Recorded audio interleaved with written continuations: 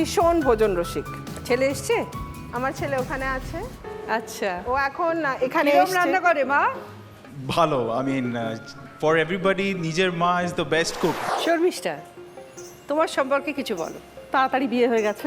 আচ্ছা। বিয়ের পর আমার হাজব্যান্ড তখন একটি মাল্টিন্যাশনালে কাজ করতেন, তো বম্বে আমরা শিফট হই। ওখানে গিয়ে আমার হাজব্যান্ড তখন বললো যে তুমি একটা কোনো প্রফেশনাল কোর্স করে নাও।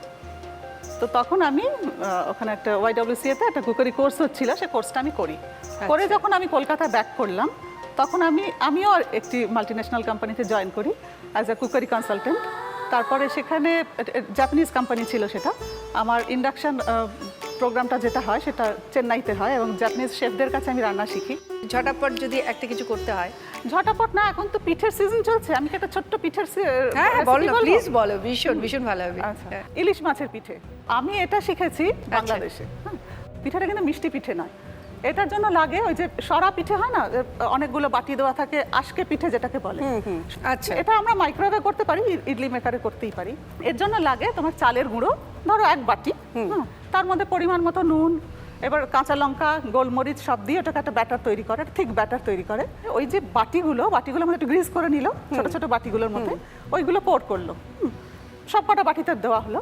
এবার ইলিশ মাছ ছোট ছোট করে টুকরো করলো। আচ্ছা। ওগুলো দিয়ে এবারে ওটাকে ওরা ঢাকনা দিয়ে ডাইরেক্ট হিটে কম আছে একটুখানি তুলে দেখতে হয়, যদি উঠে আসে তাহলে ওটা হয়ে গেল, কুকড। হ্যাঁ, চলে এসে দেখে সবার বাকলো ভুরু, নোবেল পড়ছে এড়ে গরু। দেখে সবার বাঁকলো ভুরু, নোবেল পড়ছে এড়ে গরু। তোমার সময় শুরু হচ্ছে এখন। দেখে সবার বাকলো ভুরু, নোবেল পড়ছে এড়ে গরু। দেখে সবার বাঁকলো ভুরু, এড়ে নভেল পড়ছে এড়ে গরু। দেখে সবার বাঁকলো ভুরু, নভেল পড়ছে এড়ে গরু। দেখে একা বেকা হয়ে যাচ্ছে তো দেখে সবার বাকনাগুলোতে। নভেল পড়ছে এড়ে গরু, দেখে সবার বাঁকলো ভুরু, নভেল পড়ছে এড়ে গরু। এড়ে গরু। দেখে সবার বাঁকলো ভুরু, নভেল পড়ছে এড়ে গরু। দেখি সবার বাঁকলো ভুরু, নভেল পড়ছে এড়ে গরু। 42 সেকেন্ডসে। বিপাশা, তুমি বলো তোমার সম্পর্কে কিছু। আমি তো এই মাইক্রো ওভেন নিয়েই শুরু করেছিলাম আমার। ইন্সপিরেশন কার কাছ থেকে? সত্যি কথা বলতে আমার মা খুব ভালো, ছোটবেলা থেকে মার হাতের রান্না খেয়ে বড় হয়েছি। সুতরাং মার কাছ থেকে আমার ছোটবেলা থেকে এটা একটা এসছে। তারপর আমার বাবা যখনই মা কিছু রান্না করতো আমাকে বিয়ের পর আর কি শ্বশুর বাড়ি থেকে ডেকে পাঠাতো, দিয়ে বলতো এটা খেয়ে নাও, খেয়ে তুমি শিখে নাও মার কাছে যে কিভাবে করতে হয়। তারপরে আমারও খুব ছোটবেলায় বিয়ে হয়েছিল। তারপরে এটা তো বলতেই হবে যে আমার ছেলে ভীষণ ভোজন রসিক। ছেলে এসছে? আমার ছেলে ওখানে আছে। আচ্ছা, ও এখন এখানে কিরকম এসছে। রান্না করে মা?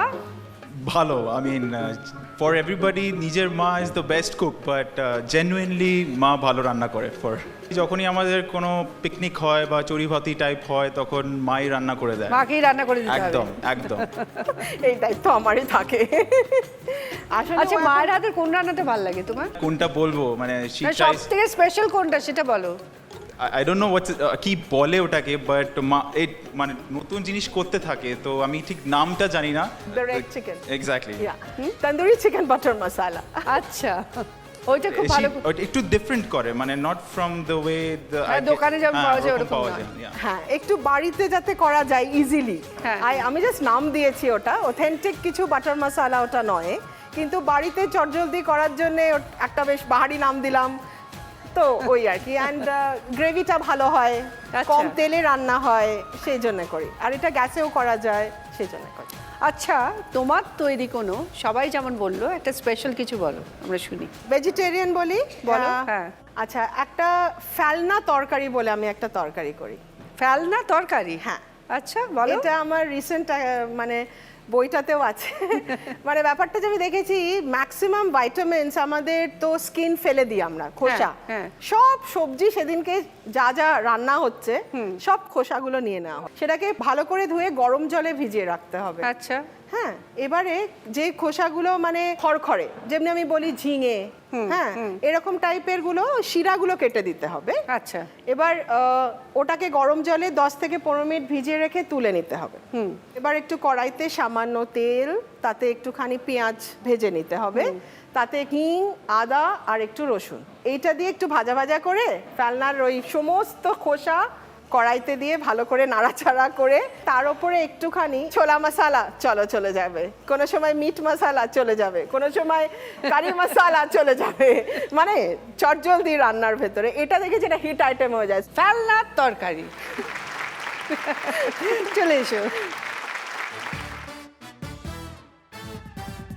ঘোড়ার ডিমের মশলা ধোসা,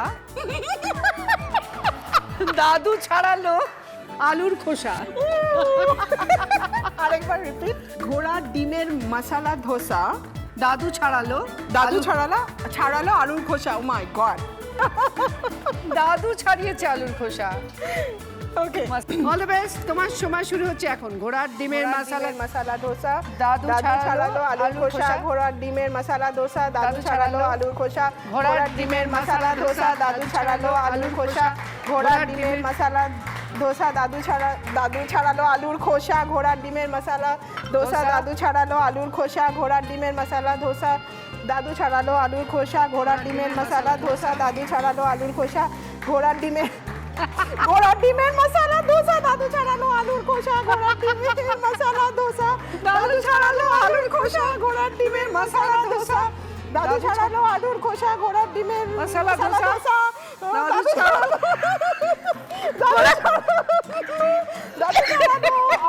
আলুর খোসা, ঘোড়া ঘোড়ার সঙ্গে খোড়া। ঘোড়া কি সব বলছি দাদু।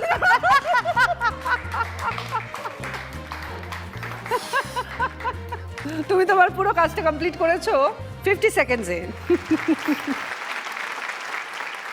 এই রাউন্ডে যে ফোর্থ পজিশনে আছে সে তার পুরো কাজটা কমপ্লিট করেছে 50 সেকেন্ডসে, পেয়েছে 4 পয়েন্টস বিপাশা।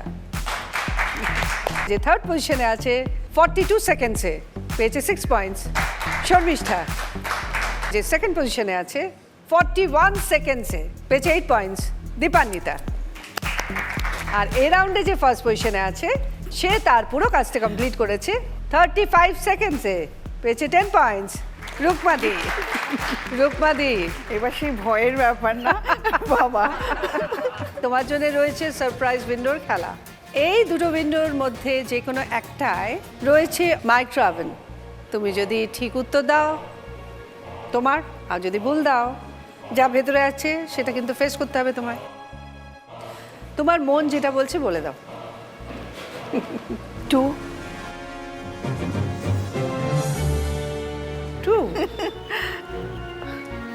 1 আর যদি মাইক্রো ওভেনটা পাও তাহলে আমায় রান্না করে খাওয়াতে হবে। ডেফিনেটলি